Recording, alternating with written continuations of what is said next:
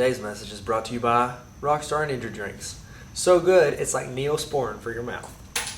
Alright, today we're talking about 5-1, perpendicular and angle bisectors. Real quick, perpendicular makes a 90-degree angle when they cross.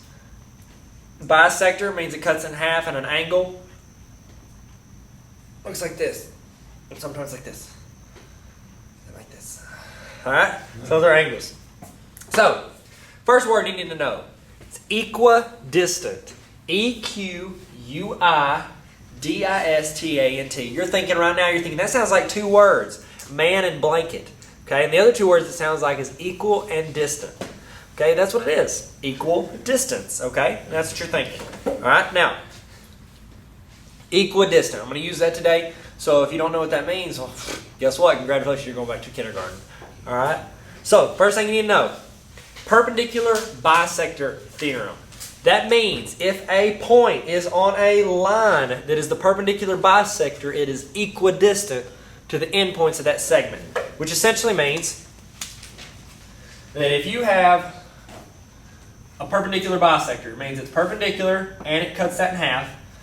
Any point on this line is going to be the exact same distance over here as it is over here. Every single one of these is going to be the same exact distance to every single one of these. Oh my goodness, I just drew the prettiest picture in the world. Okay? Goodness gracious, those lines are perfect. I know, right? Alright, now, next thing. That was perpendicular bisector theorem. Okay, usually you can't go wrong with theorems if you just say what's happening or what there is and then stick theorem on the end. Okay, it's like math people went to the creative school for not creative people. Alright, so that's that. Next, converse. Okay, pretty much when we talk about theorems, we talk about this like if this is the perpendicular bisector, then it's equidistant to here. If you switch it, you stick converse in the front. So this one is the converse of perpendicular bisector theorem, which means here, the perpendicular bisector theorem, we know they're perpendicular, and now we know it's equidistant. The converse is, we know this is equidistant, therefore they're perpendicular. Okay? So I'm going to write it. Alright, so perpendicular bisector theorem means that you go from, we know it's perpendicular, and we find out it's equidistant. Equidistant. Converse of perpendicular bisector theorem means that it's equidistant, therefore they're perpendicular. Okay, you switch them around. Waka waka waka. Can't read my handwriting then. Well, guess what? Get some glasses, dork. Alright? Now, a locus. That's the next word. So we're done with locus is the next thing. That is a set of points that fulfills a given equation, like points that make something right or prove something or that fall into that category of things.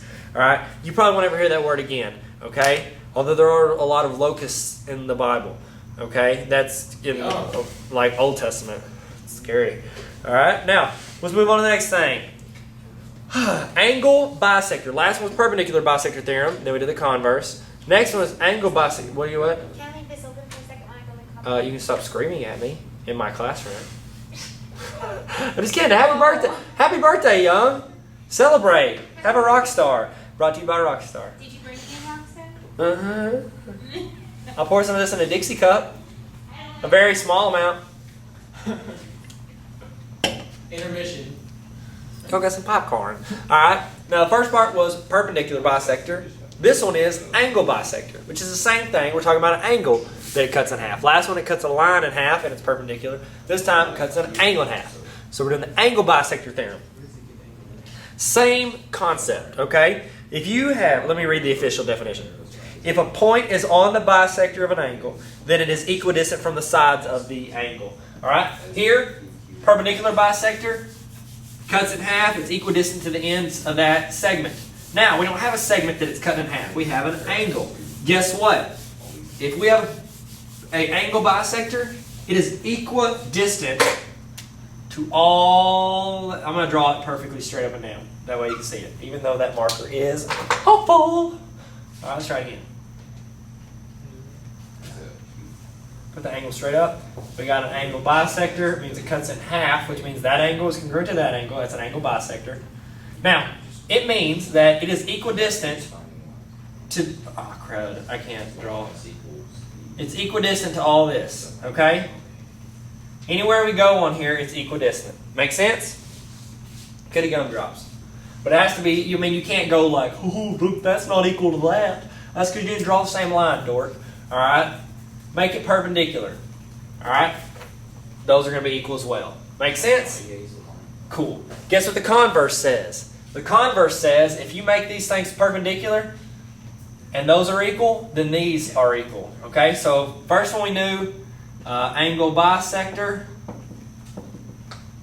then distance is the same, which is equal. I don't know why I didn't write equal. I'm dumb. So other one, so we go from angles to knowing that's equal. Converse, guess what? Do the opposite. Oh, crud, I didn't write it. It's your fault, camera people. Distance the same. Then it's angle bisector. I'm going to say that one more time because I'm super confusing right now at the moment. Angle bisector theorem. Angles are congruent, angle bisects, so those are congruent.